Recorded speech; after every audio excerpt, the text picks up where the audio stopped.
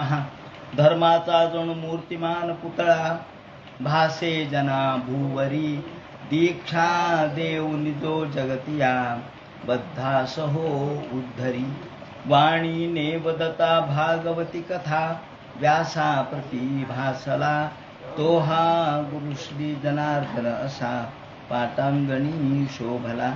सद्गुरुनाथ महाराज की जय। हरे श्री शुभवाच राजुते गुरुएतेवं देवर्षि परमद्युतिः धीरत्पिंग जटाभारम प्रादुरासी यथारवी। भगवान वेदव्यास वर्णन करून सांगू लागले। शुकाचार्य राजा परीक्षितीला आणि सूत शौनकादिकाला सांगतात। याप्रमाणे भगवान गोपाल कृष्ण आपल्या सुधर्मा नावाच्या सभेत बसलेले असताना एक दूत हा जरासंधाने बंदिवासात टाकलेल्या राजाकडून गुप्त रूपाने आला आणि दुसरा दूत हा पांडवांच्याकडून हस्तिनापुराच्या जवळच जी इंद्रप्रस्थ त्यांनी स्थापन केलेली होती नगरी त्या ठिकाणाहून आला।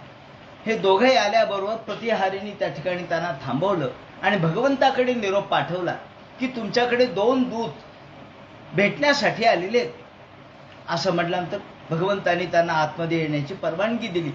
आतमध्ये आल्याबरोबर या ठिकाणी राजदूत हा बोलू लागला। पहिल्यांदा राजदूताने सांगितलं की हे पहा, मी पांडवांच्याकडून आलेलो आहे आणि इंद्रप्रस्थ या ठिकाणी राजसूय यज्ञ हा युधिष्ठिराने आयोजित करण्याचं ठरवलेलं आहे। त्या यज्ञासाठी आपण यावं हे निमंत्रण देण्यासाठी मी आलोय। याच वेळेला दुसरा दूत आला। ठीक आहे म्हणे, तुझं काय म्हणणं आहे? त्यांनी नमस्कार केला। त्यांनी सांगितलं, महाराज, आम्ही जरासंधानी बंदिवासात टाकलेल्या राजाकडून मी हा गुप्त संदेश आपल्याकडे घेऊन आलेलो आहे। हा गुप्त संदेश काय आहे तो वाचा। राजांनी पत्र लिहिलं होतं, तोंडी निरोप नव्हता, पत्र लिहिलं होतं। काय? हे भगवंता, आपण सत्यवादी आहात आणि केवळ आपल्याच साठी किंवा आपल्याच जीवावर आम्ही या ठिकाणी बोल जाऊ नको मध्ये मध्ये, रोज येऊन तिथे हे करते, मला प्रॉब्लेम यायला।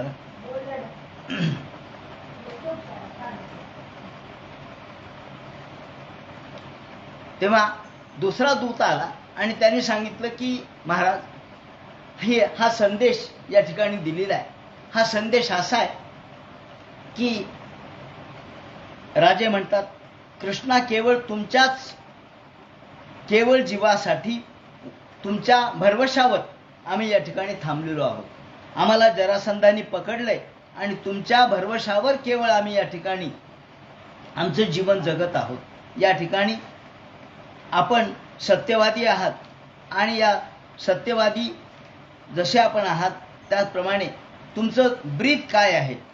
तर वाईट लोकांचं निर्दालन करणे आणि सज्जनांचं रक्षण करणे हे तुमचं ब्रीद वाक्य आहे। तेव्हा या ब्रीद वाक्यानुसार आपण आम्हाला संरक्षण द्यावं।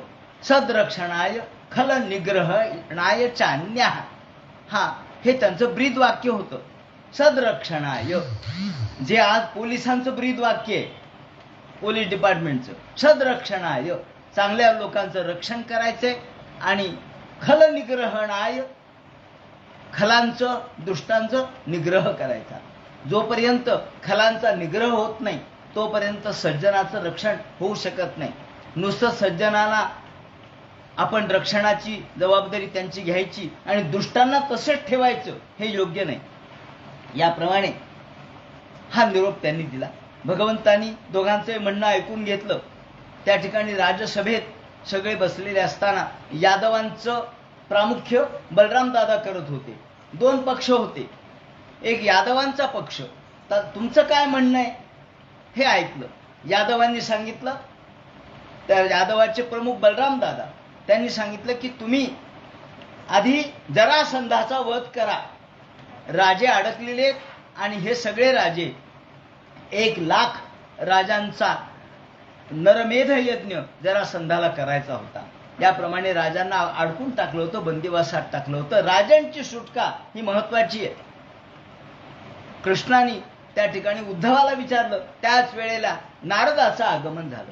नारदाला त्याने आसन दिलं आणि नारदाचं वर्णन त्यांनी केलेलं आहे की नारद हे कसे होते तर पिंगट अशा प्रकारच्या जटा धारण केलेल्या होत्या या नारदानी. आणि भगवंताचं स्तुती गात गात गात ते खाली उतरले. आल्याबरोबर भगवंतांनी त्यांची स्तुती केली, त्यांचं पूजन केलं. आणि यावेळेला नारद यांच्या समोर हा प्रश्न ठेवल्याबरोबर नारदाने सांगितलं, उद्धव काय म्हणतात. ते म्हणे, उद्धवाने असं सांगितलंय की आधी तुम्ही एका कामात 2 कामं करावीत. एका क्रिया द्वैर्थ करी प्रसिद्ध. एका क्रियेमध्ये 2 क्रिया करायच्या. कोणत्या? की पांडवांना तर राजसूय यज्ञ करायचा आहे. तेव्हा पांडवांना राजसूय यज्ञ करायचा आहे तर राजसूय यज्ञ करायचा तर सगळ्या दिशा जिंकल्या पाहिजेत.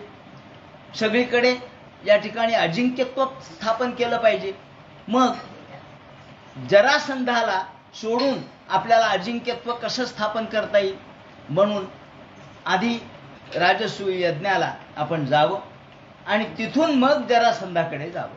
हे ऐकल्याबरोबर नारद म्हणाले, हो बरोबर आहे, माझे म्हणणं तसंच आहे. पण जरासंधाचा वध हा तुम्हाला सैन्याने करता येणार नाही. 1,00,000 अक्षौहिणी सैन्य त्याच्या जवळ आहे. त्यामुळं जरासंधाला तुम्ही आव्हान दिलं तर तो कधीच आटोपणार नाही. म्हणून जरासंध हा ब्राह्मणाबद्दल अत्यंत दयाळू आहे. म्हणजे दुष्ट आहे, खल आहे, पण ब्राह्मणाबद्दल दयाळू आहे. ब्राह्मणांच्या शब्दापुढे जात नाही. ब्राह्मणांनी जर काही मागितलं तर त्याला तो आपला प्राण देईल, पण ब्राह्मणाचं रक्षण करील. आणि मग असं असल्यामुळं तुम्ही त्याच्याकडे जा आणि केवळ त्याला द्वंद्व युद्ध मागा. ब्राह्मणाचा वेश घेऊन जा आणि द्वंद्व युद्ध मागा. ही नारदानी युक्ती सुचवल्याबरोबर उद्धवांनी मान्य केली. कृष्ण म्हणाले, आता दोघांचे मत ऐकलंय, मला नारदाचं म्हणजे युधिष्ठिराचं जर या ठिकाणी लक्ष द्यायचं असेल, त्यांचं रक्षण करायचं असेल तर नारद आणि उद्धव यांचं मत ऐकलं पाहिजे. याप्रमाणे उद्धवाचं मत मान्य केलं. बलराम दादाला सांगितलं. याप्रमाणे दोघांनी मान्य केल्यानंतर आता श्रीकृष्ण हे राजसूय यज्ञासाठी सर्व आपल्या सैन्यासह, परिवारासह आणि बायकांसह निघाले. त्यांनी सगळ्या रथामध्ये आपल्या स्त्रियांना घातलं आणि राजसूय यज्ञासाठी ते निघाले. आल्याबरोबर या इंद्रप्रस्थाला येऊन पोहोचले. इंद्रप्रस्थाला आल्याबरोबर युधिष्ठिरांनी त्यांचं स्वागत केलं, त्यांचा सन्मान केला, त्यांना बसायला आसन दिलं. त्याप्रमाणे त्यांचं भोजन वगैरे झालं, विश्रांती झाली. आणि मग भगवंतांनी एक एक गोष्टी विचारायला सुरुवात केली. काय काय केलं तुम्ही, राजसूय यज्ञाची तयारी काय काय केली ते सांगा. कोणकोणत्या दिशा जिंकल्या त्याने सांगितलं. अहो, मी माझ्या सगळ्या भावांना पाठवलं होतं, त्याप्रमाणे सहदेवानी दक्षिण दिशा जिंकली आणि दक्षिण दिशेतले राजे जिंकून त्या ठिकाणचं धन आणलं. दिशे प्रतीचाम नकुल, त्याप्रमाणे पश्चिम दिशा नकुलानी जिंकली. त्याचप्रमाणे सव्यसाचिनम, अर्जुन त्यांच्यासोबत होता. उदीची म्हणजे उत्तर दिशा ही अर्जुनाने जिंकली. सव्यसाची म्हणजे अर्जुन. मुदीचाम सव्यसाचिनम, उत्तर दिशा अर्जुनाने जिंकली. प्राच्याम वृकोदरम मत्स्यैहि, पूर्व दिशा या ठिकाणी मद्र देश आहेत. त्याप्रमाणे भीमसेनाला सांगितलंय की मद्र देशाच्या वीरांना जिंका आणि दिग्विजय करा. याचप्रमाणे आता राहिला मत्स्य, तोही जिंकला. मद्रक तोही जिंकला. मग कोण कोण राहिले म्हणे आता. ते म्हणे फक्त आता या ठिकाणी मगध देश राहिला. हा मगध देशचा जो मुख्य आहे तो जरासंध आहे. त्याच्याबरोबर युद्ध करणं आपलं काम नाही, आपल्याला शक्य नाही. असं म्हणल्यावर भगवंतांनी सांगितलं ते माझ्यावर सोडा. आणि कृष्णाने सांगितलं, अर्जुना भीमा चला. म्हणजे कुठं युद्धाला. मग असं असतं काय म्हणे, सैन्य नको म्हणे, ब्राह्मणाचे वेश धारण करा. याप्रमाणे ब्राह्मणाचे वेश धारण केले. सगळ्यांनाच आश्चर्य वाटलं. म्हणजे युद्धाला निघाले तर ब्राह्मणाच्या वेशात, हातात पळी पंचपात्र घेतलं, धोतर घातलं, पण त्याचप्रमाणे उपर्ण घातलं आणि निघाले. त्रिपुंड्र गंध लावलं, मोठं गंध लावलं, माळा घातल्या आणि ब्राह्मणांचा वेश घेऊन या जरासंधाच्या दारामध्ये आले. जरासंध नुकताच जेवायला, आता पानं मांडलेले होते, आता जेवायला बसणार. त्याच्या आधी फक्त श्वचांडाळ टाकण्यासाठी गेला. श्वचांडाल पतित वायसेभ्यन्न भूमौ निक्षेपेत, त्यांनी मंत्र म्हटला. श्वचांडाल टाकल्यानंतर काही काळ क्षणभर वाट पाहावी लागते, किंवा कुणी अतिथी येतो का पाहावं लागतं. याप्रमाणे ते 1 मिनिट थांबला. तेवढ्यात हे 3 जण आतमध्ये आले, प्रवेशिते झाले. आल्याबरोबर वा वा म्हणले, वा वा छान, अहो ब्राह्मण आले, बरं झालं, माझ्या पंक्तीला आज ब्राह्मणांचं जेवण आहे. कृष्ण हसले आणि आतमध्ये आल्यानंतर म्हणले, बसा जेवायला. पानं मांडलीत. कृष्ण म्हणाले, हो आम्ही ब्राह्मण आहोत, पण आम्ही अन्नकांक्षी नाही, जेवायला आलो नाहीत. म्हणले, तुमच्याकडं जेवायला आलो नाहीत हे पाहिल्याबरोबर फार हुशार होता तो. त्यांनी त्यांच्या खांद्याकडे पाहिलं, खांद्याला घट्टे पडले होते, धनुष्याचे घट्टे पडले होते, याच्या खांद्याला गदेचे घट्टे पडले होते, आणि अर्जुनाच्या खांद्याला धनुष्याचे घट्टे. अरे म्हणले, तू तर काय आहेस? म्हणले, मला लक्षात आलं, तू पळून गेला युद्धातून, मग तुला काय पाहिजे? म्हणले, आम्हाला युद्ध द्या. म्हणल्यावर जरासंध म्हणतो, युद्ध नो देही राजेंद्र, अरे तुझ्याबरोबर युद्ध करण्याचं काही काम नाही मला, तू पळून जातोस युद्धातून, अशा पळपुट्या माणसाबरोबर युद्ध करत नसतो मी. आणि हा ओळखलं. म्हणले, हा अर्जुन आहे, याच्या तोंडावरचा अजून जार वाळला नाही, अजून याच्या आईचं दूध याचं ओठावरचं वाळलं नाही, हा काही माझ्या बरोबरचा योद्धा नाही, हा भीम आहे. म्हणले, मी ओळखलं, वृकोदर, हा थोडाफार माझ्या बरोबर टिकेल. म्हणले, चला युद्ध पाहिजे ना. जेवण बाजूला ठेवलं, युद्धासाठी बाहेर आले. गावाच्या बाहेर एक गदा त्याला दिली, भीमाला एक गदा आपण घेतली, आणि जे तुमुल युद्ध सुरू झालं. आणि या युद्धामध्ये त्यांनी परस्परांना मारतायत, परस्परांना कसं युद्ध करू लागले याचं वर्णन त्यांनी केलेलं आहे. की मंडलानी विचित्राणी वेगवेगळ्या प्रकारचं गर्र फिरायचं, मारता मारता आपल्या भोवती गदा घेऊन फिरायचं, आणि हा रिकामा दिसला की त्याच्या डोक्यात मार द्यायचं. फक्त डोकं वाचवत होते, त्यांच्या छातीला लागत होतं, त्यांच्या पाठीला लागत होतं, कमरेला लागत होतं, मांडीला लागत होतं. आणि याप्रमाणे जगनुतुर वज्रकल्पाभ्याम दोघेही एकमेकांना काही कमी नव्हते. हा 10,000 हत्तीचं बळ याचंही होतं जरासंधाचं, आणि 10,000 हत्तीचं बळ भीमाचंही होतं, समतुल्य बलाचे होते. मंडलाने विचित्राने सभ्यम दक्षिणमेवच, याप्रमाणे दक्षिण उजवीकडं, डावीकडं, वरती खाली उडी मारतात, खाली बसतात, वर उडी मारतात, गर्र फिरतात, एकमेकांना मारायचा प्रयत्न करतात, आणि गदेचे प्रहार एकमेकांच्या डोक्यावर मारण्याचे प्रयत्न करू लागले. ततश्चट चटा शब्दो, ठाण ठाण ठाण ठाण, गदेवर गदा आदळल्यामुळं आवाज येऊ लागले. गदा काय लहान होती का? महदाम गदाम म्हणले, महतीम गदाम, प्रचंड ताकदवान. गदा सुद्धा उचलत नव्हती. गदयो क्षिप्त राजन दंत योरिव दंतिनो हो, 2 हत्ती एकमेकांशी भिडावेत, याप्रमाणे 2 मदोन्मत्त हत्ती जणू काही युद्ध करू लागलेत असं दिसू लागलं. ते वै गदे भुजजबेन निपात्यमाने, एकमेकांना मारायचा प्रयत्न करतात, एकमेकांना ठार करायचा प्रयत्न करतात. त्यांच्या पाठीला, त्यांच्या छातीला, त्याचप्रमाणे मांडीला, कमरेवर गदा लागू लागली, आणि दाबता लागता गदेचं चूर्ण झालं. काय ताकद असेल!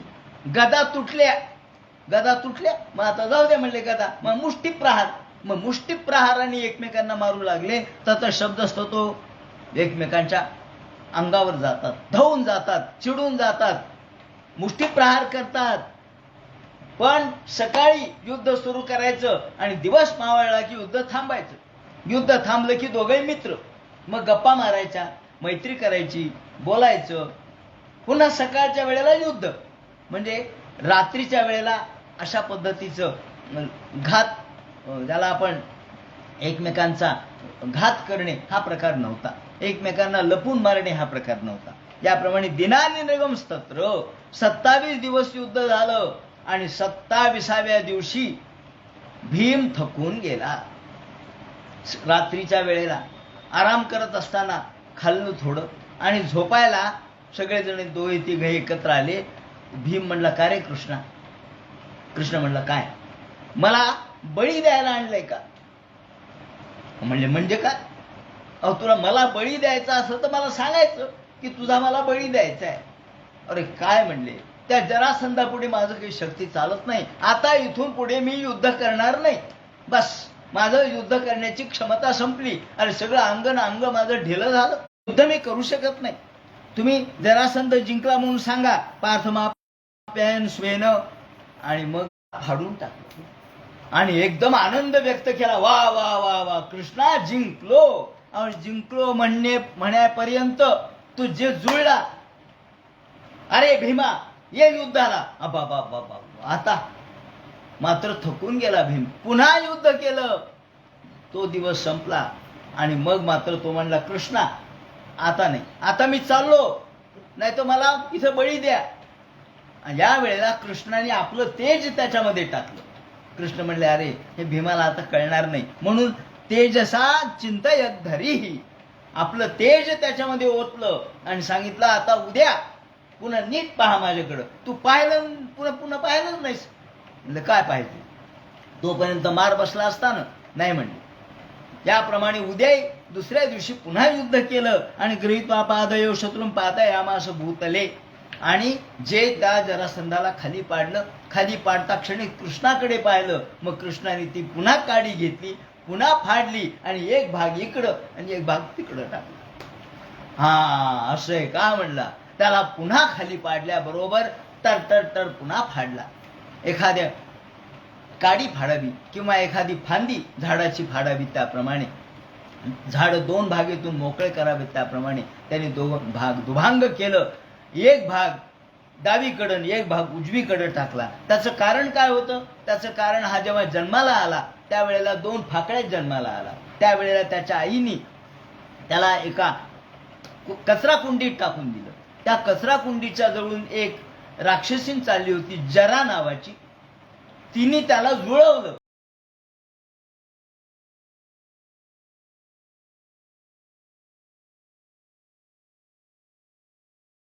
याप्रमाणे आणि एके दिवशी राजाला मग नंतर मुलगा नाही. राजाला मुलगा नाही. मग काय करावं? तर हत्तीच्या तोंडामध्ये, हत्तीच्या सोंडेमध्ये एक हार दिला आणि सगळ्या ज्या मुलाच्या गळ्यात हा हत्ती घालील हार, तो राजा. ज्याप्रमाणे सगळ्यांनी आपापले मुलं समोर ठेवले. या वेळेला यांनी आपलं ती कचरा कुंडीवर उभा होता.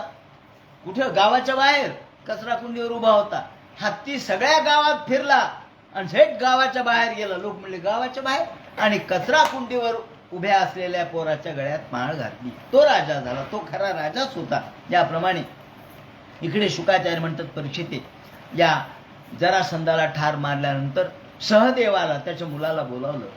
त्याला राजाची सुटका करायला सांगितली. सगळ्या राजांची सुटका झाली आणि राजाला कृष्णाने उपदेश केला की तुम्ही योग्य पद्धतीने राज्य करा.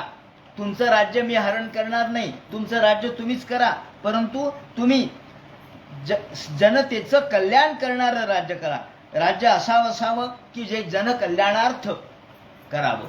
जनकल्याण ज्यामध्ये होईल तो राजा चांगला असतो. ज्याप्रमाणे सगळ्या राजांनी भगवंताची स्तुती केली आणि श्रीवत्सांकम चतुर्बाहून श्रीकृष्णाच्या या रूपसौंदर्याचं वर्णन केलं, स्तुती केली. आणि राजांना कृष्णाने उपदेश केला की तुम्ही कृष्णाय वासुदेवाय, आपण जे म्हणतो कृष्णाय वासुदेवाय हरये परमात्मने प्रणत क्लेशनाशाय गोविंदाय नमो नमः, हे त्यांनी म्हणलेलं आहे. त्या राजांनी आर्त असणाऱ्या लोकांना तुम्ही प्रणत क्लेशनाशाय, जे तुम्हाला नमस्कार करतात त्यांचा क्लेश तुम्ही नष्ट करता, म्हणून गोविंदाय नमो नमः, हे जे आर्त लोक आहेत, जे अत्यंत आपल्या दुःखाने गांजलेले, त्यांना भगवान रक्षण त्यांचं करत असतो. पण त्यांनी भगवंताला शरण आलं पाहिजे. याप्रमाणे राजांना या ठिकाणी ते आपलं आपलं राज्य करायला सांगितलं आणि सहदेवानी सांगितलं ते पूजिता मुकुंदेन. चला म्हणले आता कुठे, आता आपल्याला जायचं युधिष्ठिराच्या या राजसूय यज्ञाला. मग राजसूय यज्ञासाठी सगळे राजे तिथून निघाले. त्यावेळेला सहदेवही निघाले, एवढे सगळे राजे आणि सहदेव आले. त्या ठिकाणी आल्याबरोबर युधिष्ठिराला कळालं की जरासंध ठार झाला.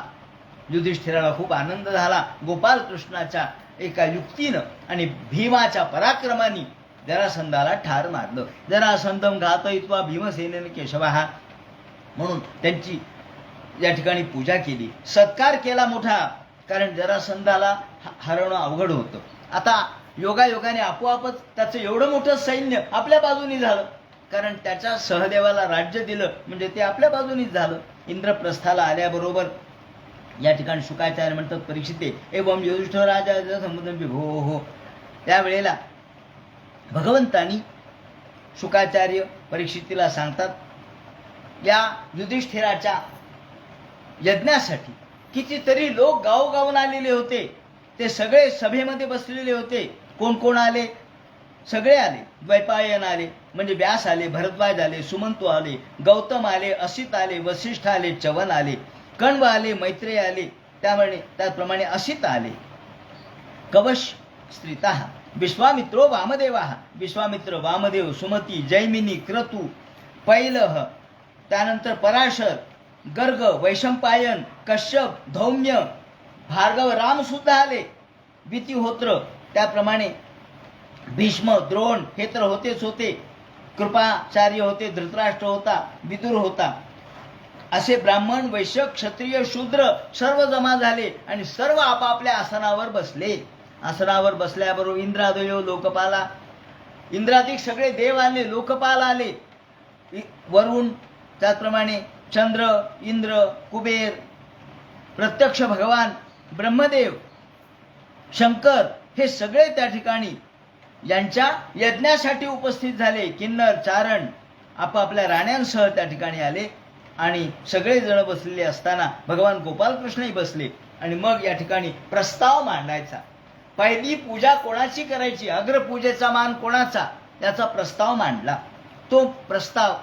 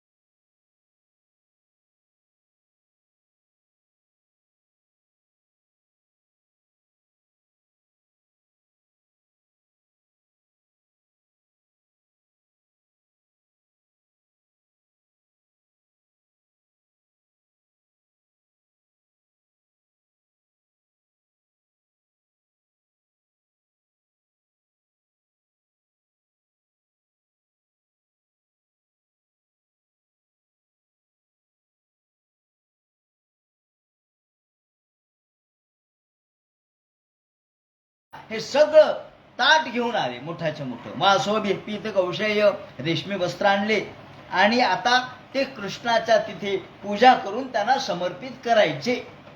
म्हणून कृष्णाच्या समोर आणून बसवले, ठेवले. आता कृष्णाची पूजा करणार आणि हात जोडले. नमो नमे जयेती नेमुस्तम पुष्पवृष्टया. आकाशातून पुष्पवर्षाव झाला. आकाशात सगळे देव आनंदित झाले, दुंदुभी वाजू लागल्या, नृत्य करू लागल्या अप्सरा. तेवढ्यात दमघोष सुत असलेला शिशुपाल उठला.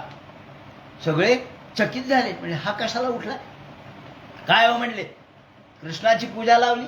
कृष्णाची पूजा पहिल्यांदा तुम्ही करणार आहात. कृष्ण हा अग्रपूजेला योग्य आहे असं तुम्हाला सगळ्यांना वाटतं काय म्हणले. एक सुद्धा बोलायला तयार नाही. कृष्णाच्या विरोधात कोणी बोलत नाही. मी बोलतो म्हणले. कृष्ण हा अयोग्य पुरुष आहे. तपो विद्याधर व्रतान. अहो या ठिकाणी किती मोठमोठे लोक आहेत कृष्णापेक्षा.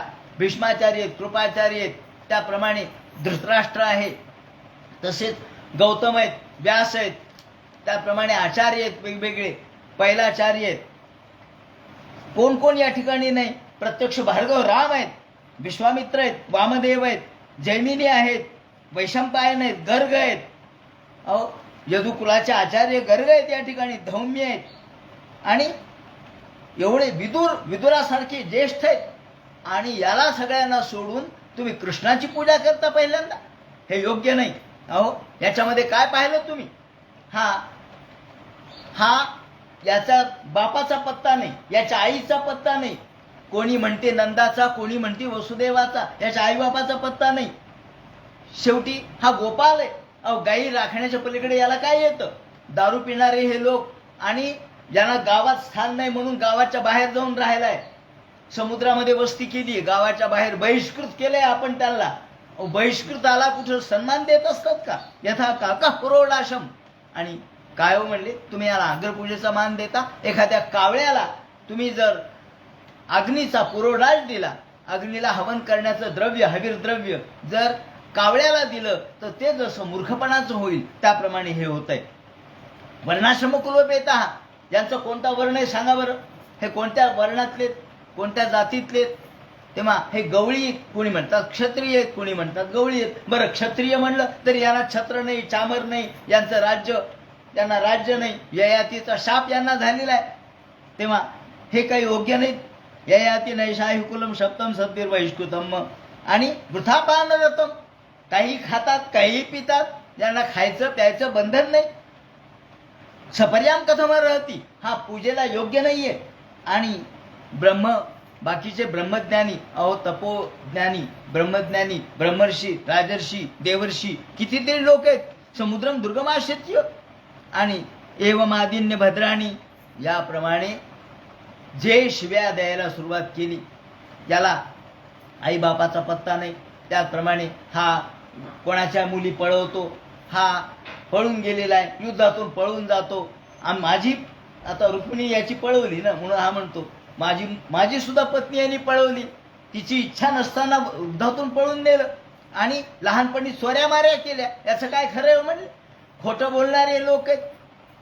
आणि हे सगळं ऐकलं तेवढ्यात निंदा भगवत शृण्वन्, त्या ठिकाणी पांडवांचे लोक होते, त्यांना निंदा सहन नाही झाली. त्याने हातामध्ये धनुष्यबाण घेतला, तलवार घेतली, म्हणजे आत्ताच्या त्याला मारा. म्हणून त्याला मारण्यासाठी पांडव, मत्स्य, कैकेय्य, सृंजय हे सगळे धावले चारी बाजूनी. कृष्णाने सगळ्यांना सांगितलं थांबा थांबा. हो का? कृष्ण सगळ्यांना थांबवायले, कृष्णाची निंदा ऐकवाय ना. आणि ही सगळी निंदा म्हणजे स्तुतीच आहे ना, ही सगळी निंदा स्तुतीपरच होती. याप्रमाणे कुलपांसना, हा बरोबर आहे ना. देवाला काही कुळ आहे का, गोत्र आहे का, जात आहे का, धर्म आहे, काहीच नाही. त्याला आईचा पत्ता नाही, बापाचा पत्ता नाही, बरोबर आहे. अजन्मा, तो अजन्म, त्याचा जन्मच नाहीये. असो, याप्रमाणे सगळ्या शब्दांमधून त्याची स्तुती प्रगट झालेली आहे. तावदुतान भगवान, कृष्णाने सगळ्यांना थांबवलं आणि एकदम कृष्ण उठले. हातात सुदर्शन चक्र होतं कृष्णाच्या. 1 2 3 4 असे अपराध मोजत होते. मोजता 99 झाले, आणि 100वा अपराध झाल्याबरोबर हातातलं सुदर्शन चक्र घेतलं. शिरक्षुरांत चक्रेण जहारापतो रिपोह, ताबडतोब त्याचा शिरच्छेद केला. गोपाल कृष्ण भगवान की जय. शिरच्छेद केल्याबरोबर सगळीकडे हाहाकार झाला. सगळे याच्याबरोबर आलेले राजे होते शिशुपालाच्या. अरे चला रे चला म्हणले, आपण पळा, नाही तर आपल्याला मारतील, आपला जीव वाचवा. म्हणून दूर जीवित आहे क्षणा हा. आणि ज्याची ज्योती, त्याची आत्मज्योती भगवंतामध्ये विलीन झाली, हे सगळ्यांनी पाहिलं. हा कोण होता? आता हा पूर्वीचा जय विजयापैकी एक होता. त्याचे 3 जन्म आहेत, हा 3रा जन्म होता. ज्याप्रमाणे पहिला जन्म हिरण्यकशिपू हिरण्याक्ष, त्यानंतर रावण कुंभकर्ण, आणि नंतर आता शिशुपाल या रूपाने हा जन्माला आला. आता या शिशुपालाला ठार मारल्याबरोबर त्याचं 100 अपराध का भगवंतानी मोजले, त्याचं कारण त्यांनी सांगितलंय. हा जेव्हा जन्माला आला तेव्हा त्याला 3 तोंड होती. अरे एवढे तोंड कसे काय बाबा याला? 3 तोंड, सगळे चकित झाले. म्हणजे डोळे होते 6 डोळे कसे काय? बाकीच्यांना 2 डोळे असतात, त्याला 6 डोळे कसे? मग नारद एके दिवशी आले, तेव्हा तिच्या आईने विचारलं, का हो म्हणले याला 6 डोळे? म्हणले ज्याच्या मांडीवर तुम्ही याला द्याल आणि याचे डोळे बाकीचे 4 गेले आणि 2च शिल्लक राहिले तर त्याच्या हातून याचा मृत्यू आहे. एके दिवशी कृष्ण आले, मांडीवर घेतला, आत्या बघू तुला मुलगा झालाय. मांडीवर घेतलं, मांडीवर घेतल्याबरोबर याचे 4ही डोळे गेले. हा, डोळेच जागेवर नाही, फक्त 2 डोळे नेहमीसारखे शिल्लक राहिले. तेवढ्यात आत्या म्हणली, कृष्णा याला मारू नको. म्हणजे मारू नको, लहान मुलाला मांडीवर घेतलं मी काय कंस मामा आहे काय मारायला? म्हणले नाही नाही तसं नाही, पण मला असं नारदाने सांगितलं. मग कृष्णाने सांगितलं, मी याला मारणार नाही, पण तू याच्यावर योग्य संस्कार कर. याचे 100 अपराध मी सहन करीन, 101वा मात्र अपराध सहन करणार नाही. तेव्हा आईचं कर्तव्य आहे मुलाला योग्य मार्गावर आणणे, मुलाला अयोग्य मार्गाला न नेता त्याला योग्य मार्गाचं दर्शित करणे, त्याला योग्य मार्गदर्शन करणे हे आईचं काम आहे.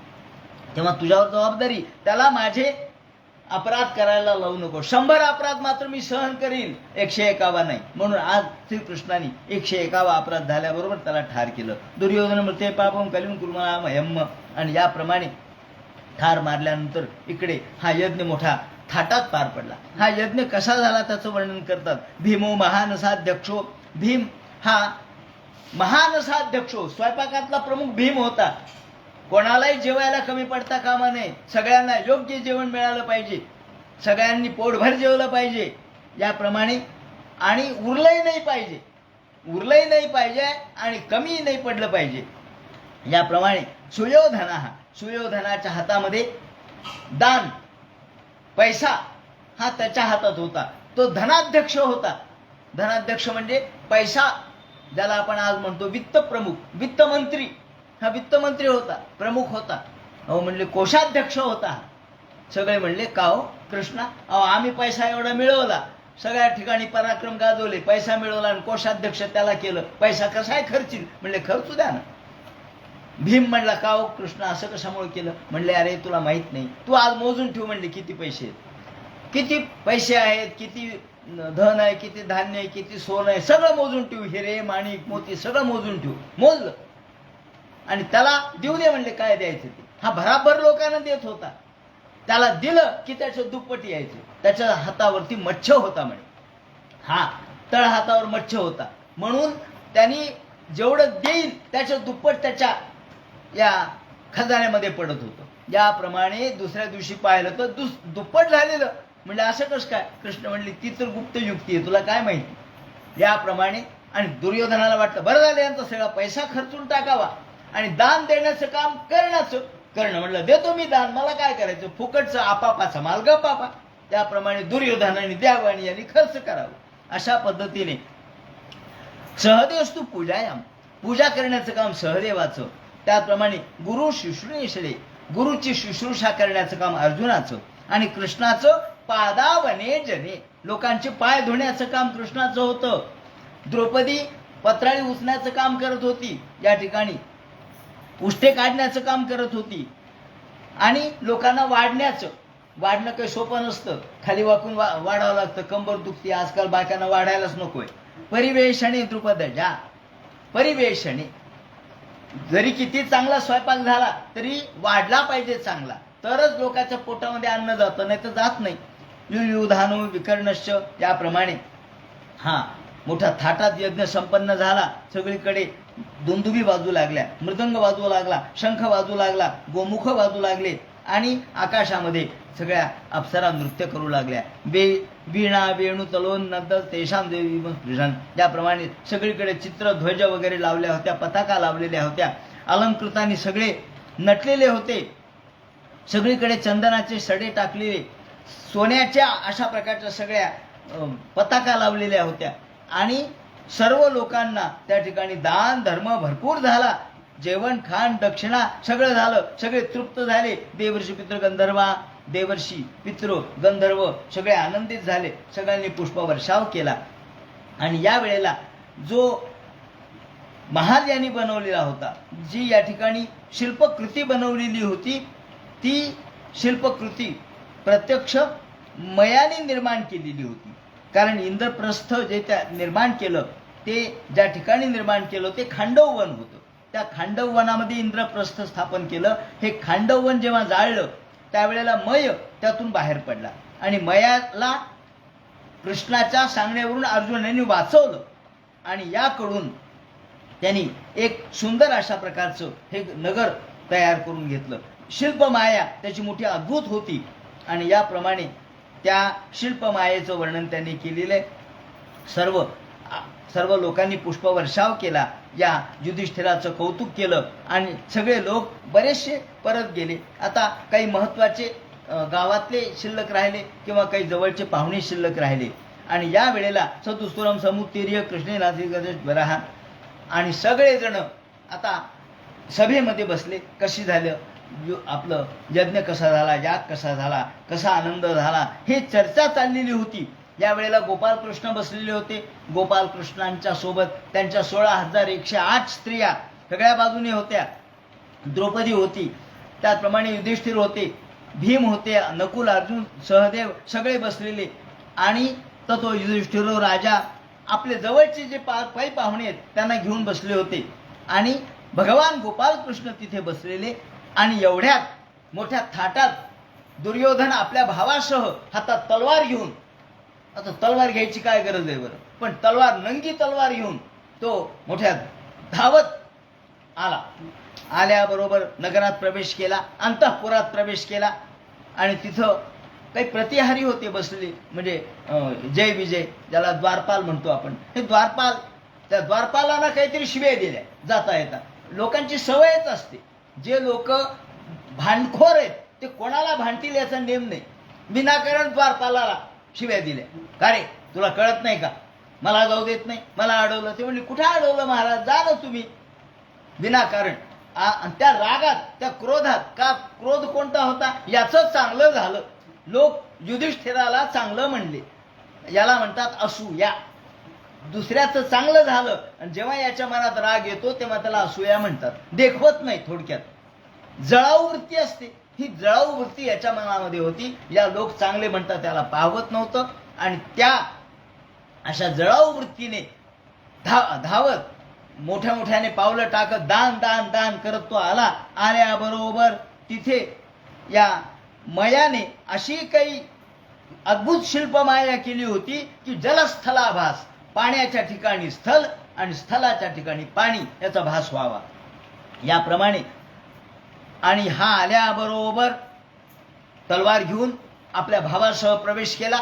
दान दान दान पावलं टाकीत आला, भांडला तिथं बाजूला आणि पुढे आल्याबरोबर त्याला वाटलं अरे इथं पाणी ऐकायची, म्हणून त्याने आचापोचा खावला आणि पुढे चालला तर पाणी नव्हतं.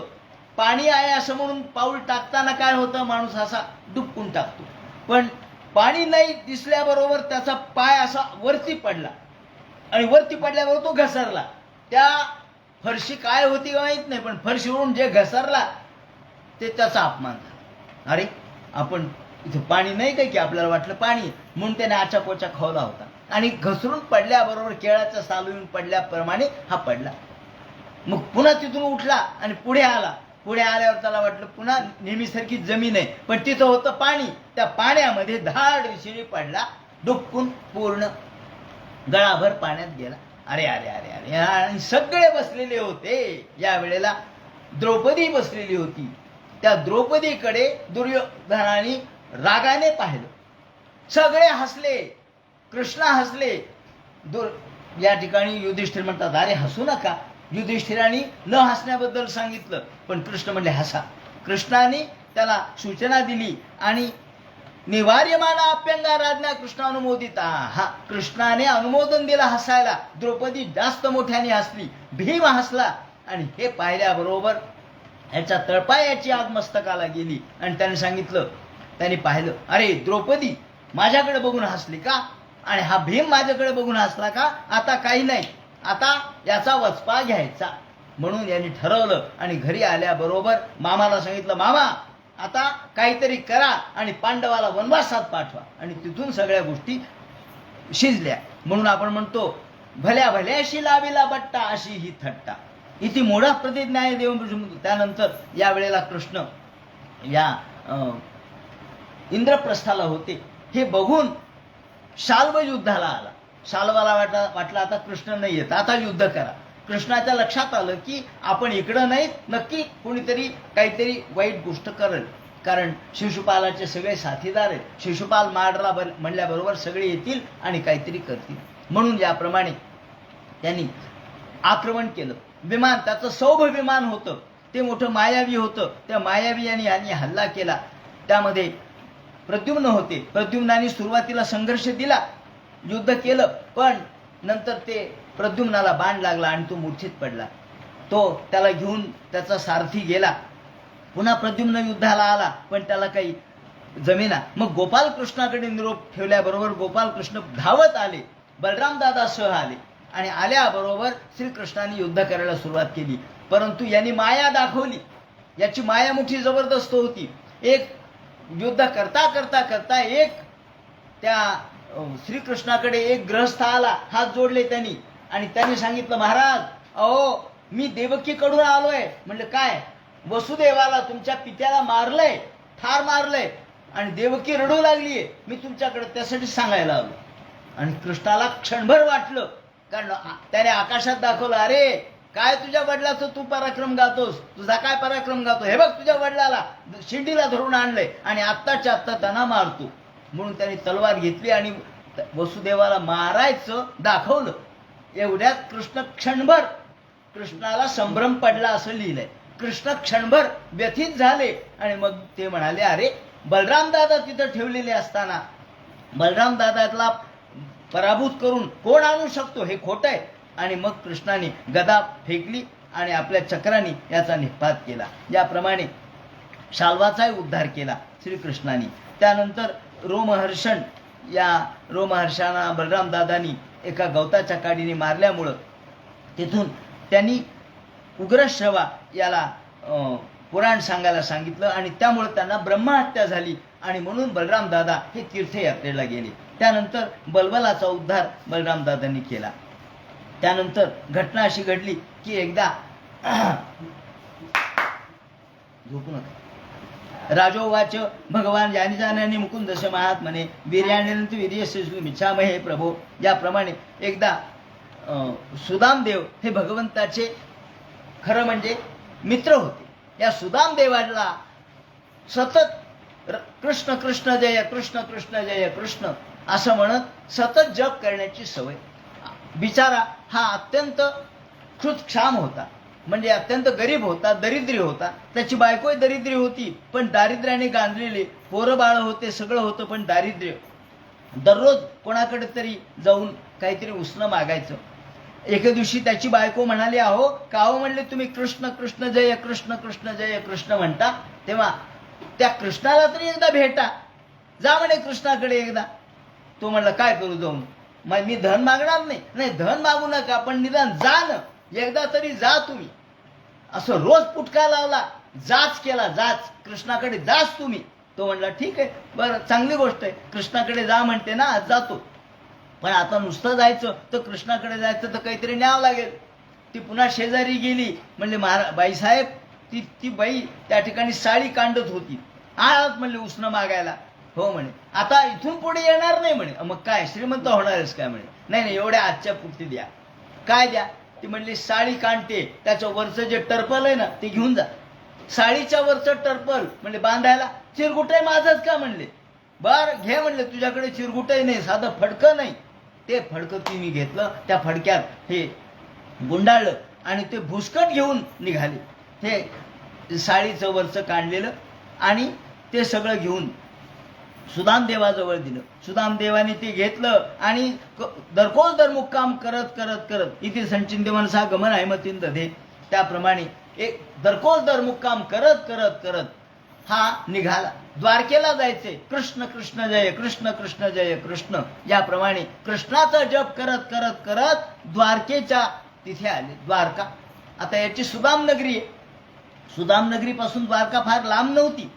पायी पायी निघाला मग आणि पाहिल्याबरोबर चमचम चमचम चमचम ती नगरी पाहिली. 1.25 लाख सोनेरी पताका जैसी बिजली चमकी.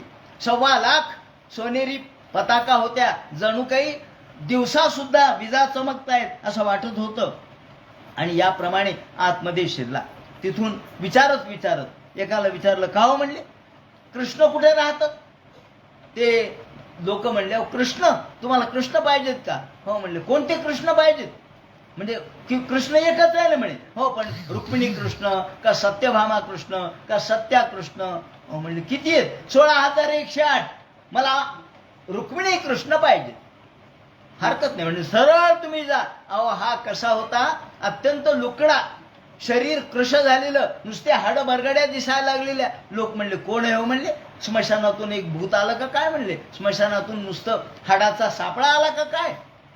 फक्त मात्र जानवं होतं आणि तोंडातून मंत्र चालले होते, कृष्णाचा जप चाललेला होता. आणि आल्याबरोबर विचारत विचारत विचारत समोर आले. तिथं द्वारपाल होते. द्वारपालानं विचारलं, हे रुक्मिणी कृष्णाचं मंदिर आहे? हो म्हणले, रुक्मिणी कृष्णाचं आहे. तुम्हाला कोण पाहिजे? आम्हाला कृष्णच पाहिजे. असं म्हणल्याबरोबर रुक्मिणी कृष्ण, अहो त्यावेळेला भगवान गोपाल कृष्ण रुक्मिणीच्या मंदिरात बसले होते आणि सगळ्या स्त्रिया तिथं आलेल्या होत्या. ग्रहम द्वेष्ट सहस्राणाम, 16,108 स्त्रिया बसलेल्या होत्या.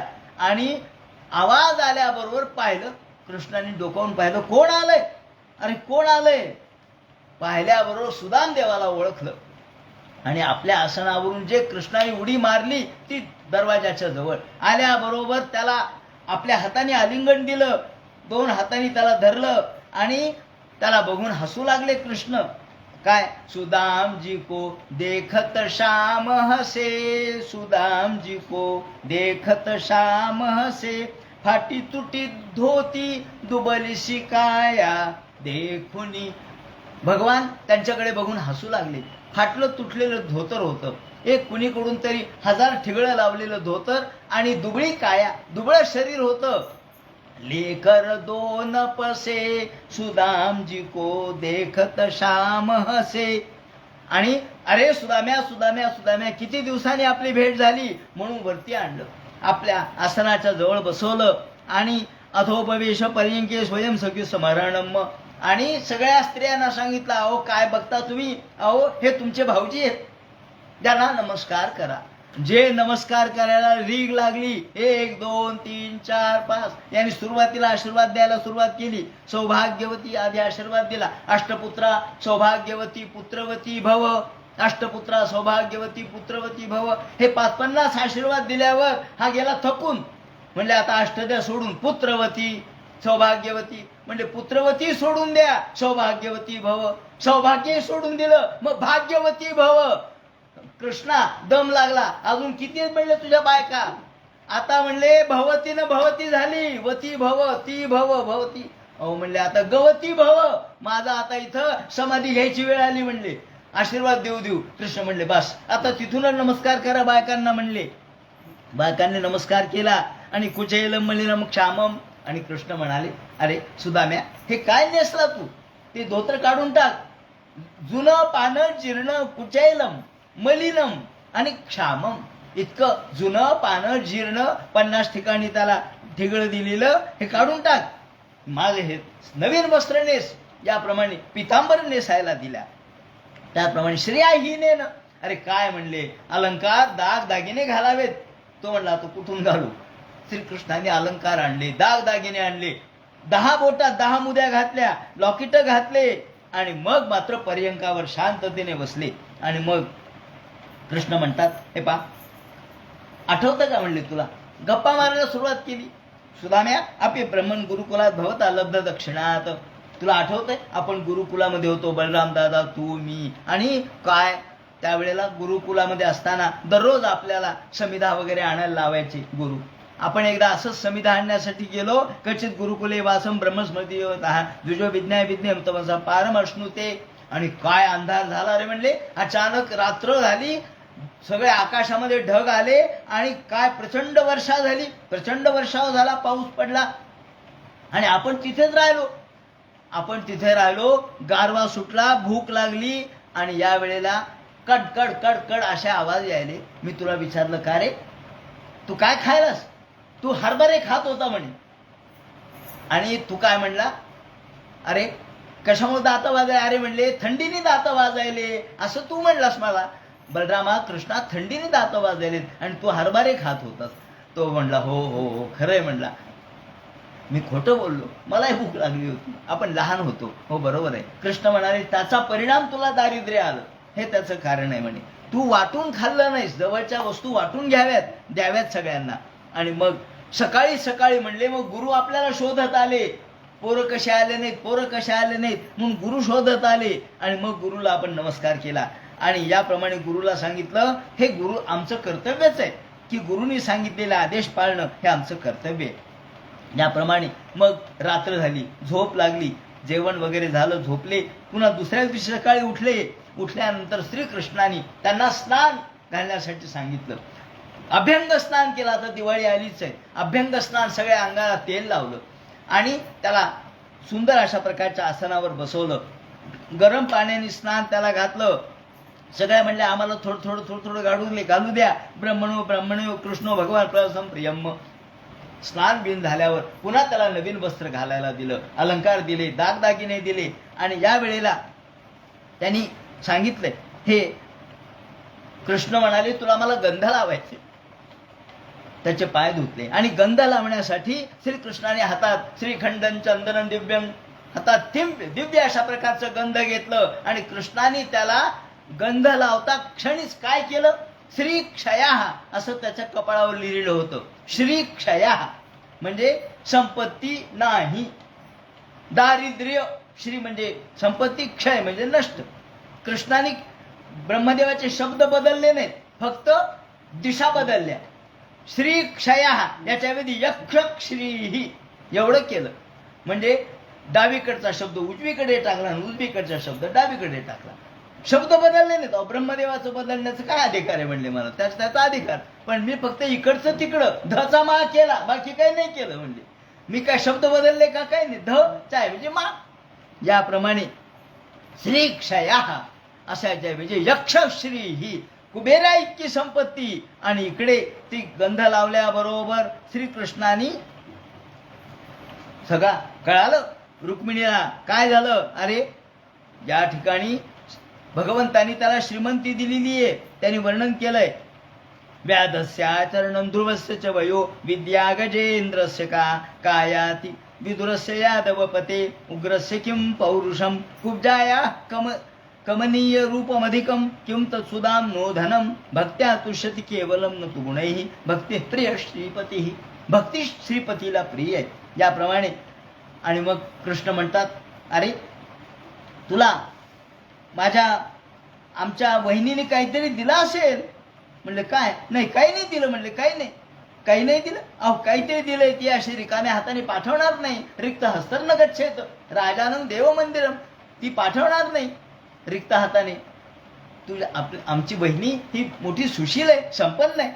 म्हणले काय, काहीतरी दिलं असेल. तू लपवायला लागला माग माग. तेवढ्यात श्रीकृष्णाने त्याच्या माग ठेवलेली परचुंडी काढली, पुरचुंडी, आणि एक ताबडतोब तसंच पोह्याचा एक घास आपल्या तोंडात टाकला. काय गोड म्हणले ते पोहे. ज्या वेळेला हे चणे आहेत तर दात नाहीत, दात आहेत तर चणे नाहीत, त्याप्रमाणे आज पोहे तर आईचं दूध नाही. त्यावेळेला आईचं दूध होतं तर हे पोहे नव्हते. हे पोहे म्हणजे भक्तीचं प्रतीक आहे. भक्ती रूप पोहे ते. पोहे म्हणजे पोहे बुडवणारे नाहीत, बुडवे नाहीत, ते पोहे तारणारे म्हणून पोहे. त्याप्रमाणे भूर्यप्य भक्तो परुतम नमे तो शाय कल्पते. कृष्ण म्हणतात मला बाकी काही नको, मला फार गोष्टीची गरज नाही. मला तुम्ही सोन्या नाण्याने अलंकारने सजवावं असं मला वाटत नाही. मग काय, पत्रम पुष्पम फलम तोयम यो मे भक्त्या प्रयच्छती. मला काही अर्पण करा पण भक्तीने अर्पण करा. एक पोह्याचा एक मूठ खाल्ली. मूठ खाल्ल्यानंतर तिकडे सोन्याची नगरी भगवंतांनी केली. अहो एक मूठ ऋण तरी मुठभर पोहे त्याच्या व्याजात हे मनगरी ती. ऋण तरी मुठभर पोहे. ऋण किती आहे, एक मुठभर पोहे, त्याच्या व्याजात हे मनगरी ती. आणि ते म्हणतात मुदलात मुक्ती देणे. मुदलामध्ये काय तर मुक्ती. मुदलात मुक्ती देणे ही कोण्या सावकारीची रीती. गोपाल कृष्ण भगवान की जय. याप्रमाणे दुसरी मूठ घेतली आणि तोंडात टाकणार.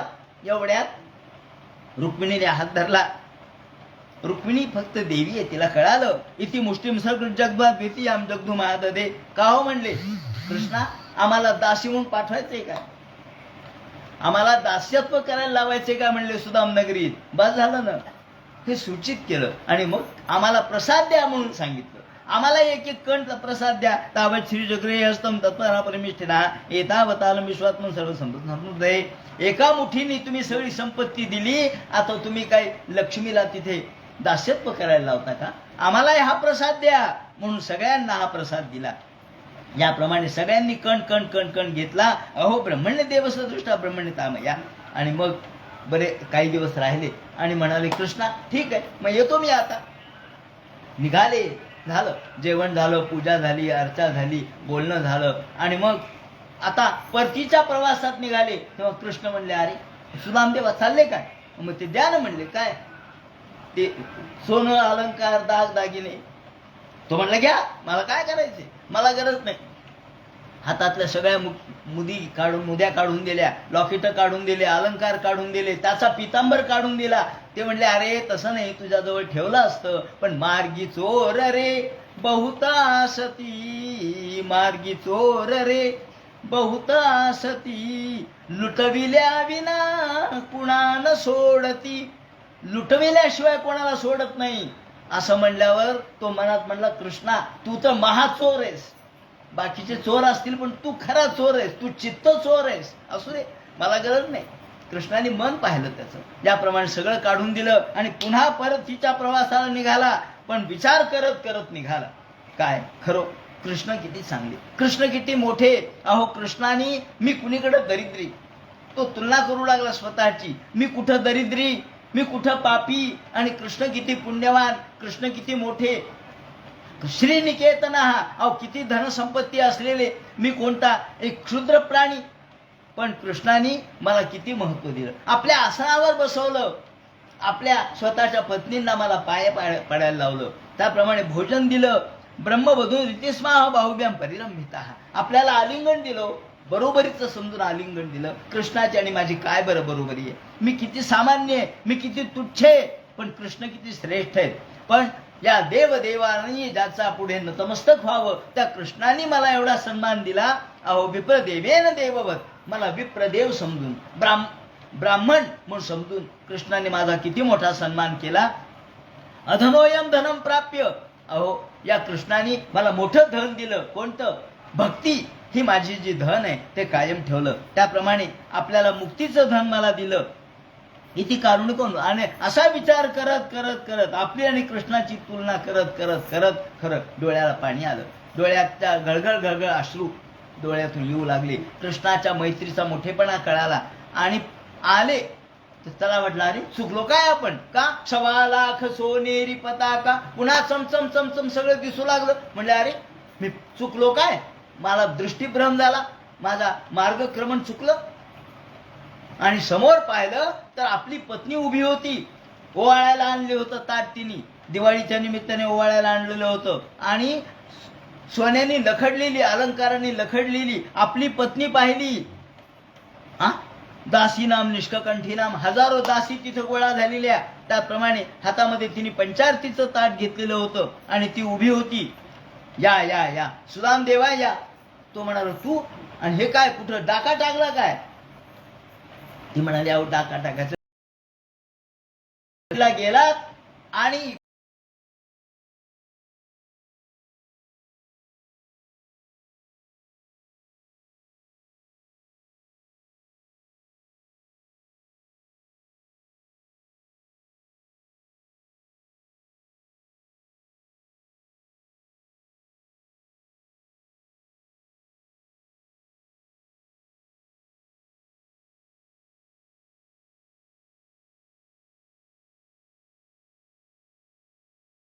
बरोबर त्यांनी ओळखलं, अरे कृष्णाने आपल्याला हे सगळं एवढं दिलंय. कृष्णा मी तुला मागितलं नाही बरं का, मला तू हे सगळं दिलंस, मला हे नको.